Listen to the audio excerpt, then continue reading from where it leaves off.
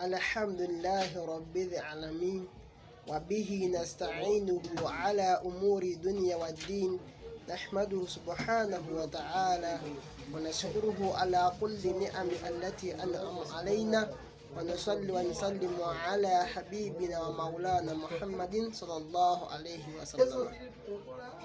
Twengerayo mu maaso n'ekitabo kyaffe kye twagamba okusooka okumalako ekya alhathu ala tijara wal amal wasinaa. Tugenda kulaba ekigambo kyaffe eky'omukaaga.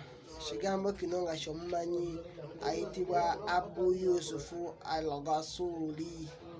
Abu Yusufu al-Ghasuli yali musajja mumanyi nnyo era yali omu ku bazaahidu w'abazuhada, abantu abakyawa edduniya eno. Yagamba mu kitabo ekyo kye bayita alhathu ala tijara wasinaa wal amal ku peegi ya 61 ogenda okusanga ebigambo by'omumanyi ono.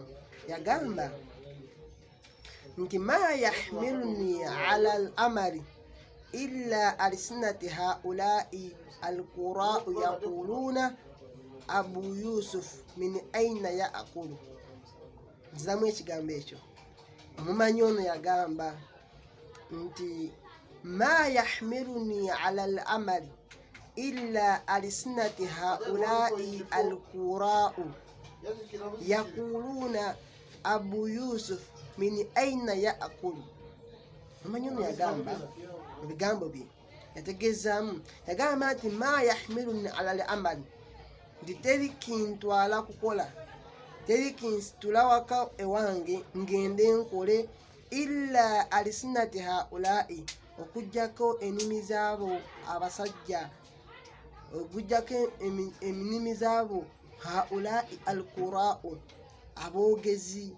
Tiyakuluna Abu Yusuf min aina yaakulu, nti yali tayagala kugenda kukola naye yatya ennimi z'abasajja abo bagenda kutandika okubeera nga boogera nti Abu Yusuf ono zaalya zivaawa naye byali abijjawa. Ebigambo ebyo mulimu ekyamakulu ekisookera ddala. Tuyigamu nti omuntu wena olina okubeera nga weewala ennimi z'abantu, kubanga buli muntu wakulaba nga tolina kyokola, tolina kyojjamu kyakulya, abeera yeebuuza omusajja ono zaalya zivaawa. Ekyokubiri, yabeera nga akubiriza okola. Ekisookera ddala kyolina okubeera nga teweerabira nti omusajja gwe bayita Ghasuli oba Abu Yusuf ono, Ibrahimu Adham, yali zaahidu, yali musajja nga yakyawa ensi, y'omu ku basajja abaali bakyawa ensi eno nga bakolera akhira, era bagendako mu ntalo ya Roma ne bawangula Abaroma, naye baabawa ebyokulya yeeka omu teyalya. Ne bamubuuza lwaki tolidde, n'agamba akisobola kulya mmere y'Abaroma, nga ye ayagala nnyo okulya ebintu ebivudde mu ntuyo ze. Ne bayita Abu Yusuf al-Ghasuli. So yabeera nga atukubiriza ku nsonga eyo. Agamba nti ma yahmiluni ala al amali, teri kintwala kukola, sandibadde nga nkola, naye buli lwe ntuulaawo mbeeramu awo ne ntya ennimi z'abantu abo, illa alsinati haulai alqura'u yaquluna Abu Yusuf min aina yaakulu. Buli lwobeera nga tolina kyakola, tolina kyokola, buli omu abeera nga akuteekako emimwa, oba mbuzi ku kyalo yeebuze, gwe basooka okulowoolezaamu ye gwe atalina mulimu gw'okola. Bagamba gundi ono, naye gundi ono namulabye nga ayambadde essaati empya, oba ye yabbye embuzi yaffe. Gwe osookerwako okubeera nga olowoolezebwako, atandise omwaka omupya. Omuntu atakola ne guno omwaka guyinza okumulema okubeera ng'afuna ekyokusala kwa Dhuhiya, myezi giriwo 12. Olina okubeera ng'oyiiya, otandikewo okuteekawo amagira gakuyingiriza ssente, otya bw'obeera ng'okola omaleko mu nsi eno ey'okukola.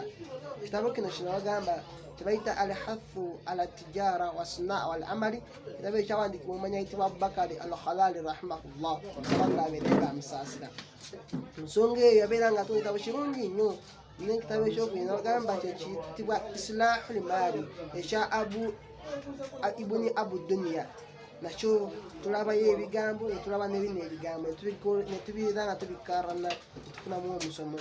So bakubiriza ku nsonga ey'okukola tutwala ebigambo by'omumanyi oyo. Omusiraamu wenna, omuvubuka wenna tolina kubeerawo ng'otula butuuzi nga tolina kyofunamu kyakukola, tolina kyofunamu kikubeezaawo oba ekyokulya. Olina okubeera ng'okola nnyo okubeera ng'ofuna ekyokulya.